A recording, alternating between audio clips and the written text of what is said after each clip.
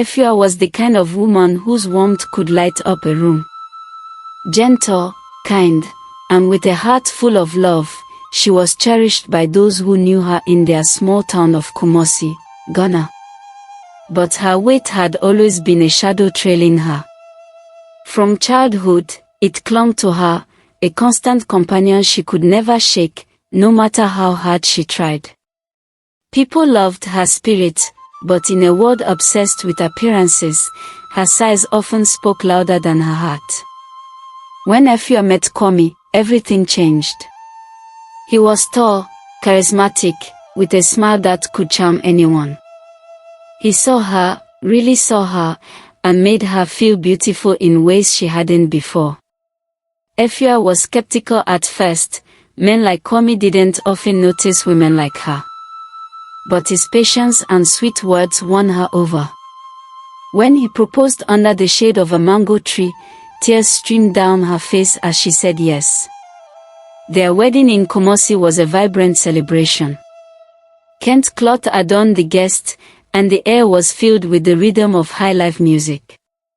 Efua wore a flowing gown that hugged her curves, her smile brighter than the sun. It was the happiest day of her life. The joy of their wedding faded faster than Efua expected. Small changes crept into their marriage like uninvited guests.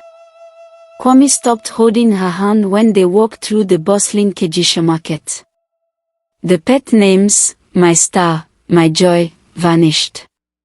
When she asked what was wrong, he brushed her off, claiming he was stressed from work. The small slights grew into something heavier. Kwame began staying out late, sometimes not returning until dawn. Efua would wait by the door, a plate of wache cooling on the table, praying he was safe. But he'd breeze past her, silent, and head straight to bed. One evening, Efua gathered her courage. "Kwame, have I done something wrong?" she asked, her voice trembling. He looked at her, his eyes cold. "Efua, I'm tired of pretending. Look at yourself. You've gained even more weight since we got married. I can't deal with it anymore." Her heart shattered. "I thought you loved me," she whispered. "I thought I could handle it," he replied, his voice sharp. "But I need someone I can be proud of, someone who looks good next to me." Without another word, he grabbed his keys and left. That night, he didn't come back. Nor the next.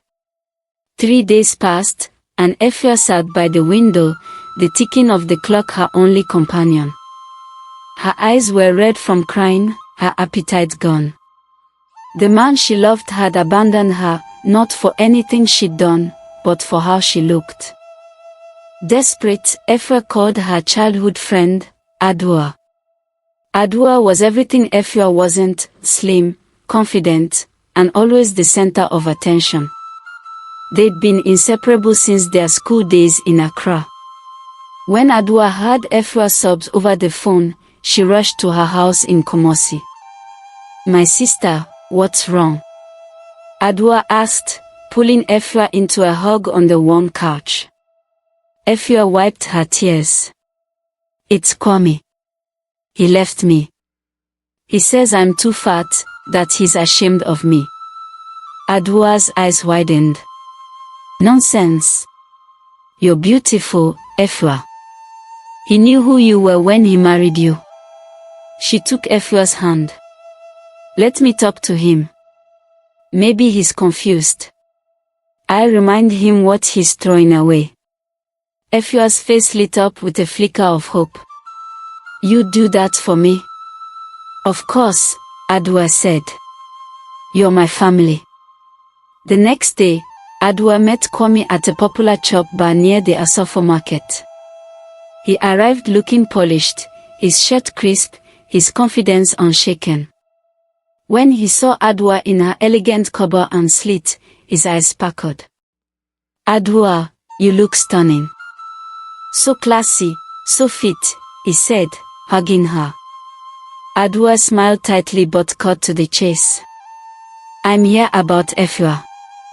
Kwame rolled his eyes. Efua again. Look, Adwa, I'll be honest. I wish I'd married someone like you instead. Adwa froze. Excuse me. I'm serious, Kwame continued. You're like a mother. Efua.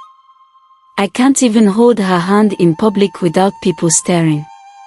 It's embarrassing. Adwa stared at her glass, hiding her shock. You're talking about your wife? Kwame laughed. She should have worked on herself. She's lazy, always eating, always sleeping. I need someone who compliments me, not her. Adwa stood, her voice steady. Thank you, Kwame. I've had enough. She walked out, her heart burning with anger. That night, she returned to Efua's house. Efua opened the door, eyes hopeful. Did you talk to him? Adwa hugged her tightly. Yes, and I know the truth now. You don't need him, Efua. He doesn't deserve you. He's shallow, a boy in a man's body. He'll regret this. Efua's lips trembled. So it's over? Yes, Adwa said softly. But this is the start of your story. The next morning, Efua was making yam porridge when the door creaked open. Her heart leapt. Kwame was back. He strode in, dragging a small bag, his face smug, as if he'd been at a resort. Efua dropped her spoon and ran to him. Kwame, you're back. I was so scared. I prayed every day. He stepped back from her embrace, his expression cold. You think I'd leave my house for someone like you? Never. Efua's jaw crumbled. What? I needed space from you, he said, tossing his bag onto the couch. You stress me with your body and your whining. I only came back because Adwa begged me. Don't think it's because of you. Efua's hands shook, tears welling. Kwame continued, don't come near me. Don't touch me. I'll sleep in the guest room. Don't ask where I'm going or when I'm back. And have my food ready by 7 p.m. sharp, or I'll throw it out.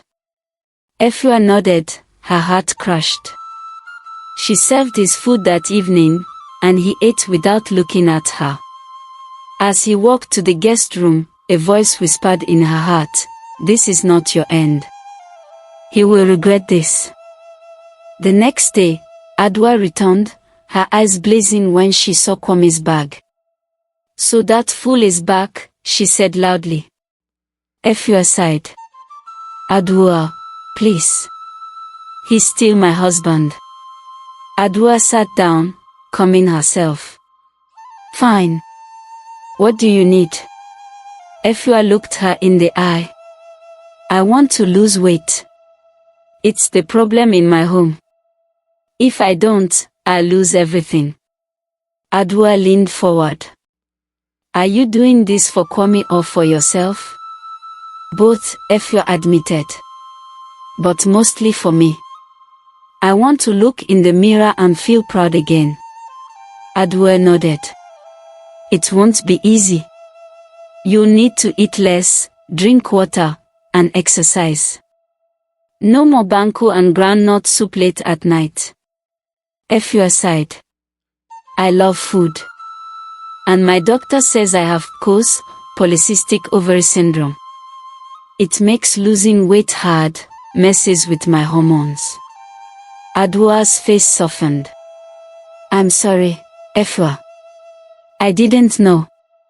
But we'll work through it. Start with smaller portions, water instead of Fanta, and morning walks. I'll join you. The next morning, they walked around the neighborhood, Efua's legs heavy but her spirit lifted by Adwa's encouragement. At home, she made a salad, cucumber, tomatoes, and boiled yam. Kwame walked in, saw her plate, and laughed. What's this? You're eating leaves now? By midnight, you'll be swallowing fufu. Efia's resolve wavered, but she whispered, I'll try again tomorrow. That night, hunger gnawed at Efia. By midnight, she crept to the kitchen, the scent of jollof rice pulling her in. She ate, spoonful after spoonful, until Kwame caught her. I knew it, he mocked. You were born to be fat. You eat like an elephant. Tears streamed down Efia's face. I tried, Kwame. It's hard. You're a failure, he said, laughing as he left. The next morning, Adwa arrived for their walk, but Efia was pale. I ate last night, she confessed. I couldn't stop. Adwa sighed, frustrated. Efia, you said you wanted this. I'm here for you, but you need discipline. Call me when you're serious. She left, and Efia felt alone again. 6 months passed, and Efia's weight hadn't budged. Food became her comfort, but her marriage grew colder. Kwame barely came home, treating her like a ghost. Then, one day, her world collapsed. She was in the kitchen when she heard laughter, a woman's voice. Kwame walked in with a slim, glamorous woman, her belly round with pregnancy. Efia, meet Akojua, Kwame said coldly. She's pregnant for me. We are getting married soon. Efia's knees buckled. You're married to me, she whispered. You've given me nothing, Kwame snapped. No child, no effort. The doctor said your pose makes pregnancy hard unless you lose weight. I'm done waiting. Akojua laughed.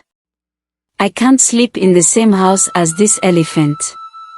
Efia moved to the guest room, sobbing through the night. The next morning, she fled to Adwa's house. He brought another woman, she cried. She's pregnant. Adwa's eyes blazed. That man is shameless. And you won't believe this, he asked me out months ago, said I was the kind of woman he should have married. Efia's heart sank. He said that. Yes, Adwa said. He doesn't deserve you. Join a gym, Efia. Do this for you, not him. The next day, Efia confronted Akojua at home. Where are you going, elephant? Akojua sneered. Efia dropped her gym bag, her voice firm. You're a gold digger, Akojua. You think you've won. This house, this life, it's not yours. Clean the kitchen you messed up, or you'll regret it. Akojua was stunned. Efia walked out, head high, and joined the gym that day. She was done crying. Later, Akojua lied to Kwame, claiming Efia kicked her. Kwame didn't believe her. Efia would never do that, he said. Furious, Akojua admitted the baby wasn't his. She'd lied, manipulated by Adwa, who'd called Efia an elephant and encouraged the deception. Kwame was shattered. He confronted Efia, who'd overheard everything. Adwa betrayed me too, Efia said, her voice steady. She wanted to destroy us. Efia called Adwa, her voice like steel. Why did you do it? Adwa laughed. I hated that you, with your size, got everything, marriage, attention. I deserved it more. You're wicked, Efia said. You'll never find love with that heart. She blocked Adwa's number, cutting the snake from her life. Kwame changed. He joined Efia at the gym, helped with chores, and cut off his toxic friends. Efia watched, cautious but hopeful. 3 months later, she discovered she was pregnant. They danced and cried, their bond rekindling. 6 months later, Kwame surprised her with a new house in East Legon, a fresh start. "You're my strength," he said, handing her the keys. Efua smiled, her heart full. She wasn't perfect, but she was powerful, healing, and ready for their future. What did this story teach you about love, betrayal, and resilience? Efua's journey shows that true strength comes from within, and no one's worth is defined by their appearance. Share your thoughts.